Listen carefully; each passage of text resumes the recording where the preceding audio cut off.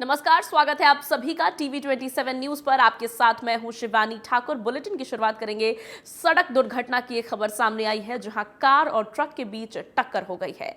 इस सड़क हादसे में 6 लोगों की दर्दनाक मौत हुई है। मरने वालों में 4 पुरुष और 2 महिला शामिल हैं। ये सभी मृतक बिहार के रहने वाले बताए जा रहे हैं। इस वक्त की बड़ी खबर आपको बता रहे हैं। उत्तर प्रदेश के जौनपुर में सड़क हादसे की खबर सामने आई है जिसमें 6 लोगों की दर्दनाक मौत हो गई है। मरने वाले सभी 6 लोग बिहार के रहने वाले बताए जा रहे हैं। इसमें 4 पुरुष और 2 महिलाएं शामिल हैं।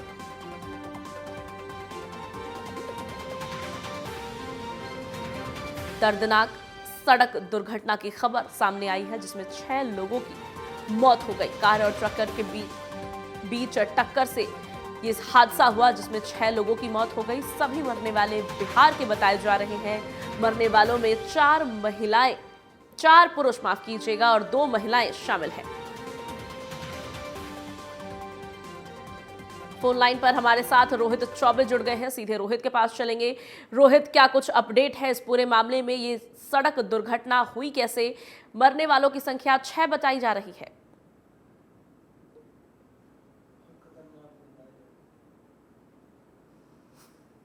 सामने कार सवार में टोटल मिलाकर 9 लोग सवार थे, जो कि स्पीड ट्रक चालक ने और कार में सामने टक्कर होती है जिसमें 6 लोग दर्दनाक से मृत्यु हो जाती है मौके पर।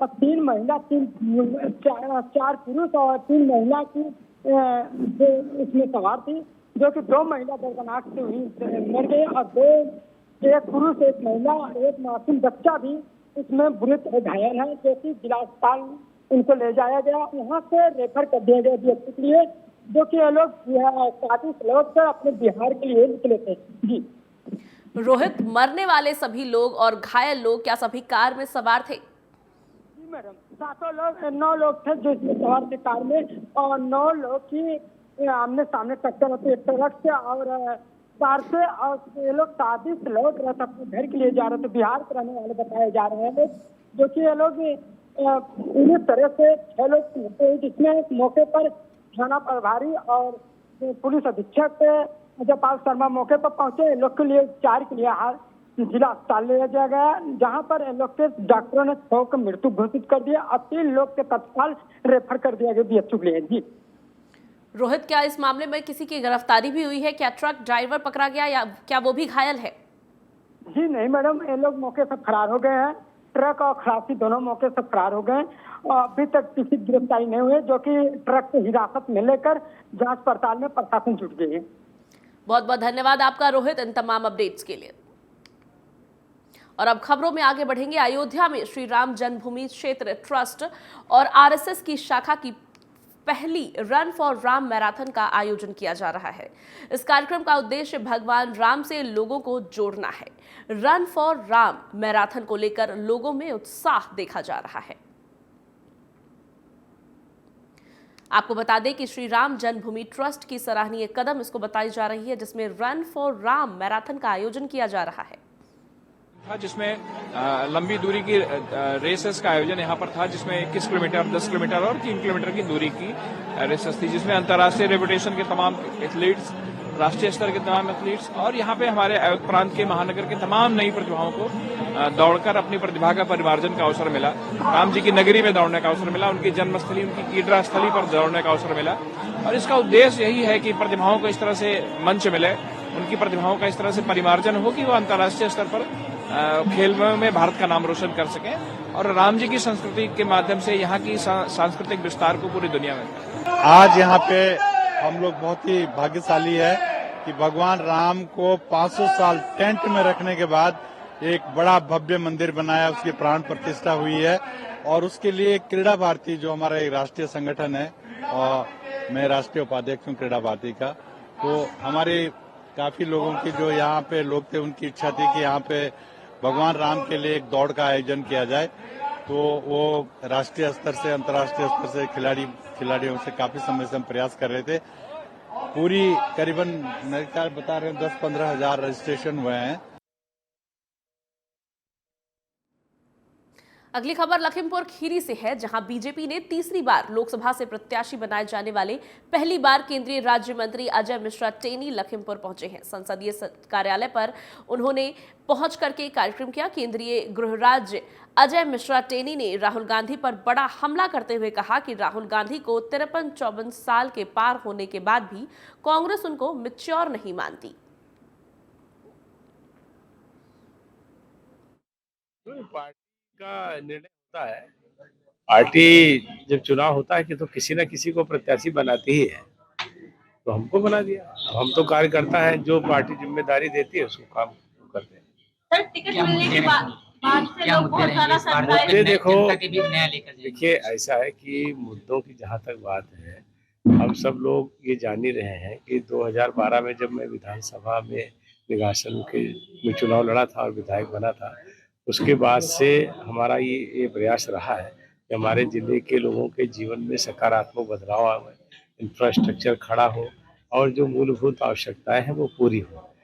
10 वर्ष के लोग सांसद के कार्यकाल और 2.25 साल का हमारा विधायक का कार्यकाल, और इस दौरान हमारी केंद्र में सरकार आ गई, प्रदेश में सरकार आ गई। मुजफ्फरनगर में आगामी लोकसभा चुनाव को लेकर पुलिस प्रशासन ने तैयारियां शुरू कर दी है। 3 थानों को शहर में बलवा ड्रिल रिहर्सल कराई गई है। पुलिस कर्मियों को चुनाव को शांतिपूर्ण करने के लिए पूर्वाभ्यास कराया गया। इस दौरान एसपी सिटी और क्षेत्राधिकारी रिहर्सल में मौजूद रहे।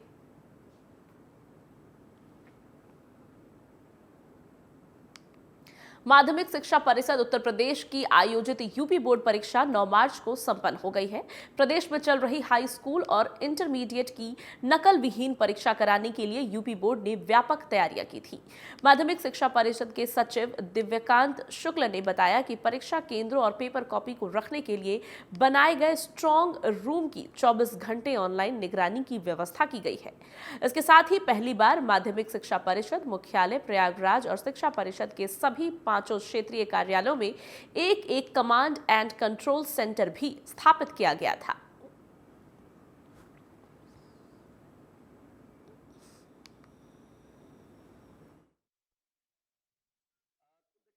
लाख 25,308 परीक्षार्थी इस बार परीक्षा दे रहे थे। 22 फरवरी से 9 मार्च तक परीक्षाएं हुई, आज परीक्षा समाप्त हुई है। इसमें कुल 3,24,008 परीक्षार्थी ऐसे हैं जिन्होंने परीक्षा छोड़ दी है। इसमें हाई स्कूल के कुल 1,84,986 हैं और इंटरमीडिएट में 1,39,022 परीक्षार्थी हैं जिन्होंने परीक्षा छोड़ी। कितने के खिलाफ एफआईआर की कार्रवाई? 56 लोगों के खिलाफ प्राथमिकी दर्ज कराई गई है। इसमें से जो प्राक्षी बच्चे हैं जिन्होंने छद्म परीक्षार्थी के रूप में परीक्षा देने का प्रयास किया है, उनके खिलाफ एफआईआर कराई गई है। उनकी संख्या 37 है। या जिन्होंने कहीं से भी पुस्तकालय के कहीं भागने का प्रयास किया या कोई ऐसा अनियमित काम किया है जो परीक्षा की दृष्टि से उचित नहीं था, उनके खिलाफ ऐसे 56 लोगों के खिलाफ कार्रवाई की। फिरोजाबाद में गौ तस्करों की गैंग के 4 अभियुक्तों को पुलिस ने मुठभेड़ के दौरान गिरफ्तार किया। पुलिस मुठभेड़ में एक अभियुक्त गोली लगने से घायल हो गया। वहीं घायल अभियुक्त के कब्जे से एक अवैध तमंचा, 312 बोर, 4 जिंदा कारतूस और 3 चाकू बरामद किए गए हैं।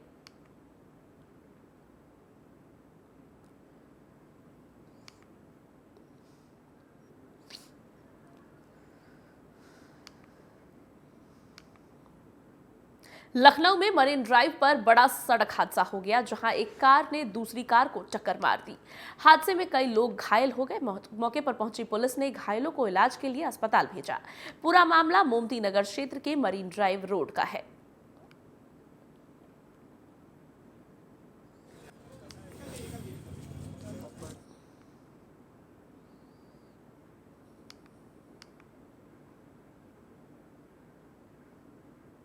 बागपत में 16 वर्षीय युवक किशोर की गोली मारकर हत्या कर दी गई। हत्या की वारदात को अंजाम देकर हत्यारे फरार हो गए। सूचना पर मौके पर पहुंची पुलिस ने शव को पोस्टमार्टम के लिए अस्पताल भेजा। मृतक की पहचान आर्यन पुत्र राजेश निवासी जीवाना गुलियान के रूप में हुई है। बता दें कि पुलिस पूरे मामले की जांच में जुट गई है।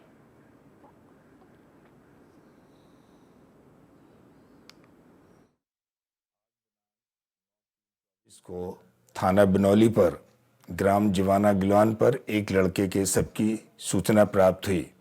गांव के लोगों द्वारा शव की शिनाख्त आर्यन सन ऑफ राजेश के रूप में हुई।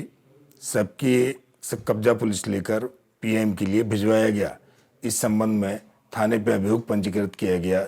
नामित अभियुक्त कल्लू की तलाश के लिए 3 टीमें विभिन्न क्षेत्रों में निकाली गई हैं। हमीरपुर में 2 बेटियों के साथ दुष्कर्म के बाद आत्महत्या करने का मामला सामने आया है। इस घटना के बाद लड़की के पिता को गहरा सदमा पहुंचा है, जिससे पिता ने भी आत्महत्या कर ली। कांग्रेस प्रदेश अध्यक्ष अजय राय पीड़ित परिवार को सांत्वना देने पहुंचे। इस मौके पर उन्होंने प्रदेश की कानून व्यवस्था पर जमकर सवाल उठाए।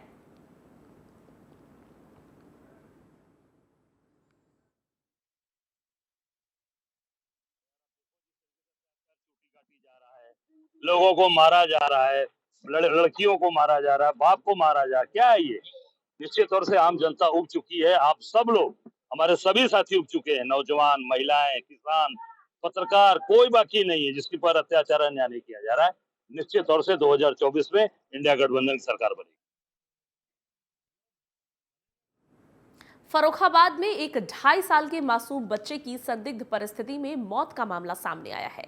2.5 वर्षीय बच्चा बालू के ढेर में पड़ा मिला, जिसकी सूचना पड़ोसियों ने बच्चे के परिजनों को दी। इस मामले में मृतक बच्चे की मां ने बच्चे की हत्या का आरोप लगाकर मामले की जांच की मांग की है।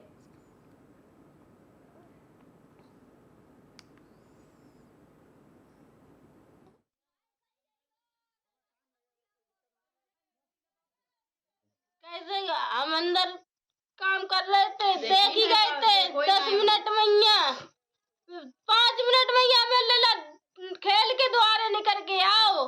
एक खोली सिलन के ले गई गो, तो वह हमने की जो सिलन मशीन से कितनी देर लगा सिलन में। तो आपको क्या लग रहा? हमें तो यह लग रहा मैं लगा उन्हें मार डालो। बागपत में संदिग्ध परिस्थितियों में एक महिला की मौत का सनसनीखेज मामला सामने आया है। महिला के गले पर रस्सी के निशान होने की वजह से मृतका के परिजनों ने ससुराल पक्ष पर हत्या का आरोप लगाया है। पुलिस ने शव को पोस्टमार्टम के लिए भेजकर मामले की जांच शुरू कर दी है।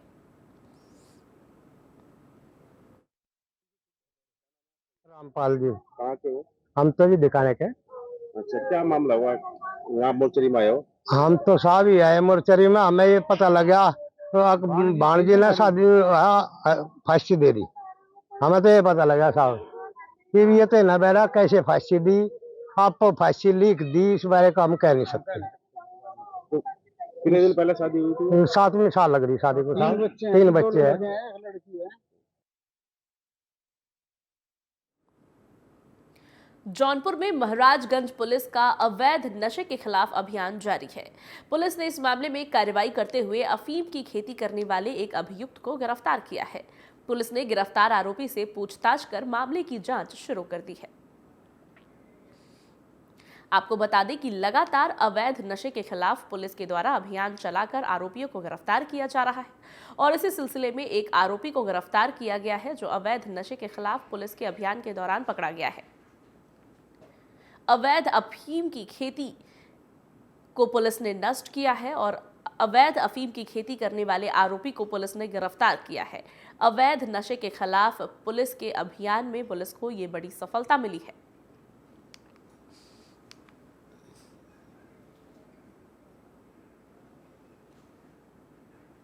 और अब उत्तराखंड की बात करेंगे। उत्तराखंड की बुलेटिन की शुरुआत करेंगे उत्तराखंड की खबरों से आपको रूबरू कराएंगे, जहां प्रदेश की राजधानी देहरादून में उत्तराखंड सरकार के नियोजन विभाग और ऊड की पहल पर मीडिया डायलॉग पर आधारित एक कार्यशाला का आयोजन किया गया।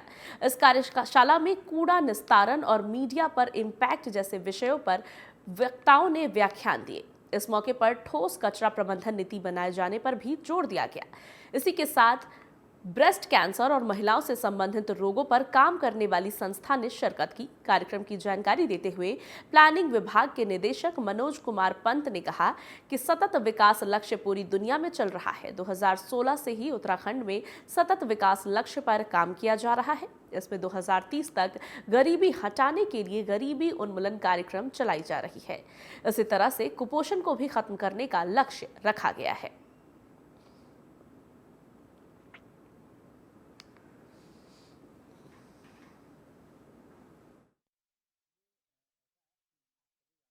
ये सतत विकास लक्ष्य जो है एसडीजी जिन्हें बोलते हैं, वो पूरे दुनिया में चल रहे हैं, भारत वर्ष में भी चल रहे हैं और हमारे राज्य में भी पिछले 2016-17 से इस पे काम हो रहा है।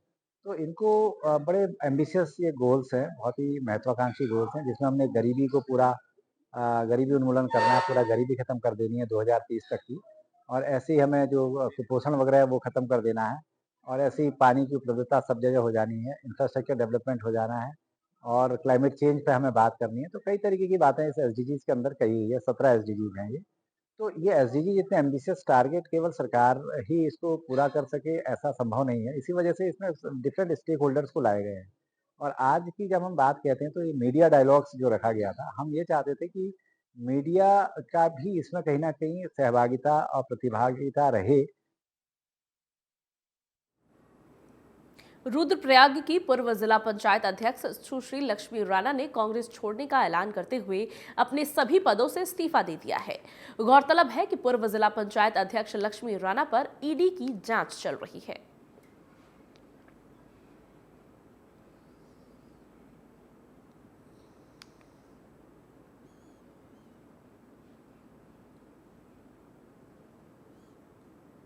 औली में 2 दिवसीय नेशनल ओपन स्कीइंग प्रतियोगिता का शुभारंभ किया गया है।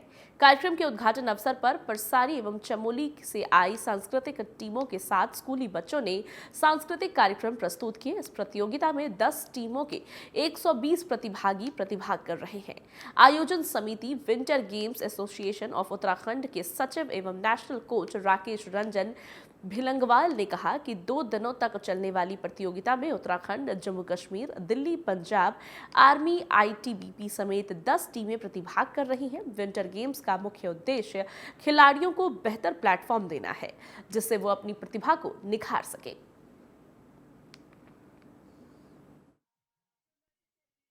यहाँ का इतिहास ये रहा है कि 70s से ये सब स्टार्ट हो गया था औली में, और ये एकमात्र स्लोप है जो हमारे भारतवर्ष में इंटरनेशनल स्की फेडरेशन फिश से अप्रूव्ड है। इसको पांकी स्लोप के नाम से भी जाना जाता है, और इसमें अभी गवर्नमेंट ने एक प्रोत्साहन देने के लिए खेलो इंडिया और विंटर गेम्स, इसमें जो मेडल प्राप्त करेंगे उनको सरकारी नौकरियों में प्रोत्साहन देने की सरकार की योजना है। उसका सर्कुलर जारी हो गया है, और ये सब देखते हुए हमें लगा कि एथलीट्स को हम लोगों को हेल्प करनी चाहिए, कि एथलीट्स को निराशा ना हो कि बर्फ नहीं है। जितनी भी बर्फ अभी हो पाई वो इसलिए हमने बहुत जल्दी किया। उसमें हो सकता है कुछ त्रुटियां रह गई हों, लेकिन गेम्स पूरी तरह से हो गए। इसको नेशनल चैंपियनशिप की मान्यता प्राप्त हो गई है।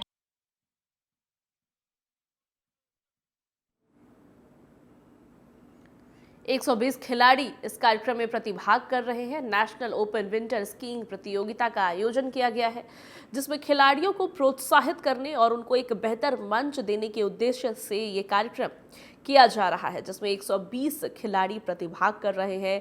10 टीमों से 120 खिलाड़ी हैं जिन्होंने नेशनल ओपन विंटर स्कीइंग प्रतियोगिता में हिस्सा लिया है।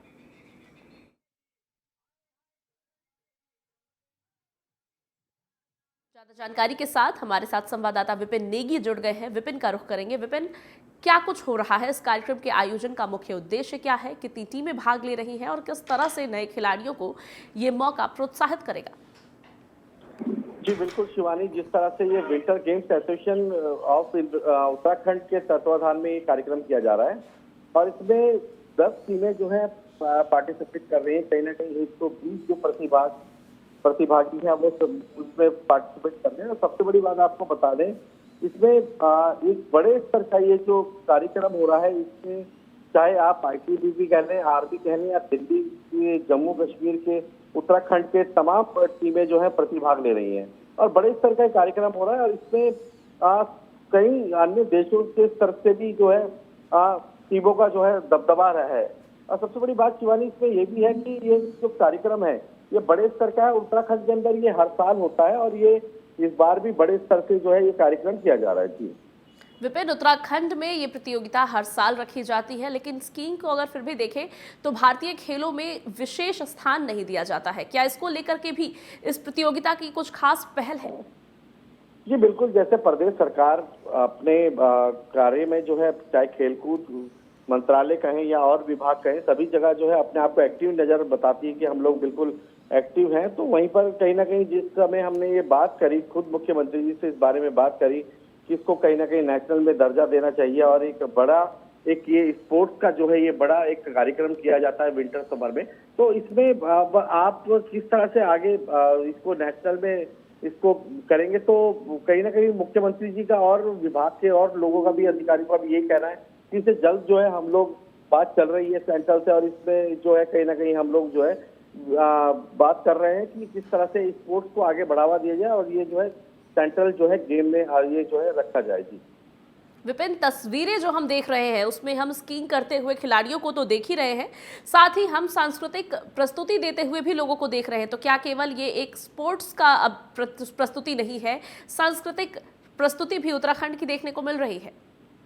देखिए, सबसे बड़ी बात शिवानी ये है कि जो सांस्कृतिक जो ये यहाँ की धरोहर है उत्तराखंड की, ये सबसे बड़ी धरोहर एक जो यहाँ का लोक नृत्य कह लें या एक यहाँ का पकवान कह लें, गढ़वाल का पहाड़ का जो एक व्यंजन कह लें, या फिर तमाम जो पहाड़ पे जो काफी ऐसी चीजें हैं जो महत्वाकांक्षी जो रूप में दिखाई देती हैं। सबसे बड़ी बात है उत्तराखंड के अंदर जो सबसे बड़ी लोक नृत्य या तमाम चीजों को किस तरह से बढ़ावा दिया जाए, उसको लेकर उत्तराखंड शुरू से जो है प्रसिद्ध है। और स्टेट में जिस तरह से हिमाचल की बात करें या और स्टेट में अपनी अपने प्रचलन है, तो वहीं कहीं ना कहीं लोक नृत्य को जो है यहाँ पर उत्तराखंड का जो लोक नृत्य है, इसमें कहीं ना कहीं हर एक कोई भी कार्यक्रम रहेगा, कोई भी बड़ा इवेंट रहता है तो उस पर ये लोक नृत्य का कार्यक्रम रहता है, उससे गढ़वाल की धरोहर जो है वो सामने नजर आती है। शिवानी जी बिल्कुल, तो स्कीइंग प्रतियोगिता का आयोजन किया गया है, नए खिलाड़ियों को प्रोत्साहित करने के लिए, बेहतर मंच देने के लिए इस कार्यक्रम को आयोजित किया गया है। विपिन, बहुत बहुत धन्यवाद आपका